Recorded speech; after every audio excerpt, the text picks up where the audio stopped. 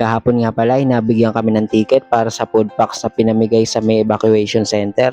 Ako si Bok, lumaking mahirap pero mataas ang pangarap.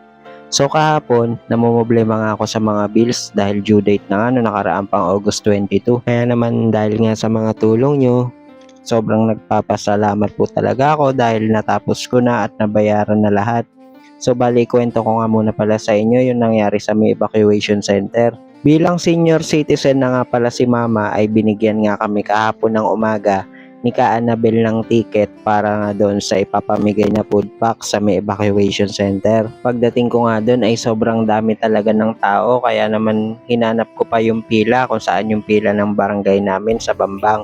Ayun, nakita ko naman siya tapos nung nandito na nga ako nakapila, inaayos ko pa nga yung sombrero ko dahil sobrang init talaga kahit nakasando na ako.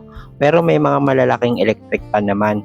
Tapos unti-unti ay nababawasan na yung mga tao at napapamigay na lahat ng mga food packs at isa na nga rin ako dito sa nakakuha na. Nag-post nga din pala ako na may binibenta nga akong mga ibang gamit namin para makompleto yung pambayad ng kuryente at tubig.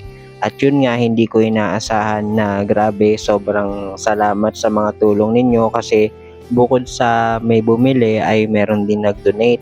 Meron pa nga nagbigay sa akin ng 500 pesos. Ang binili niya ay yung 3 tumbler na para siyang picheli, 1 litro yung approximate nun eh.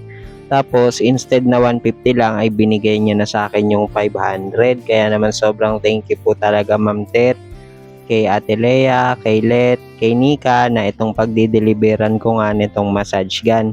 Tapos ayan, shoutout nga pala dito kay Bossing na katabi nung kaibigan namin na si Nika na nagtitinda dito sa may harap ng Assumpta sa may bayan. Kung magagawi nga kayo dito sa may plaza, sa may harap ng plaza, ayan, bisitahin nyo lang yung kanyang Japanese cake. Masasarap din talaga. So ayun, nagkwentuhan lang kami sandali, kamustahan ng konti, tapos umalis na nga rin ako kaagad dahil iniwan ko nga si Mama at walang kasama. May nagbigay nga din pala sa akin ng pandagdag sa bills at ayaw niya na nga magpakilala. Basta daw kami na lang yung nagkakaintindihan. Kaya naman maraming salamat po dahil kaninang umaga ay nabayaran ko na lahat. Tapos ito, bago ako matulog, tinupi ko na nga muna yung mga damit na nilaban ko nung nakaraan.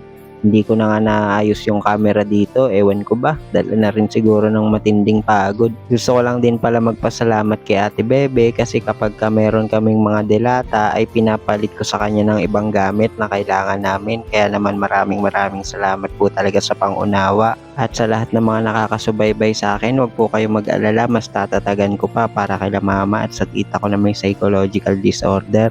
O paano, hanggang dito na lang. Salamat po ng marami sa inyo.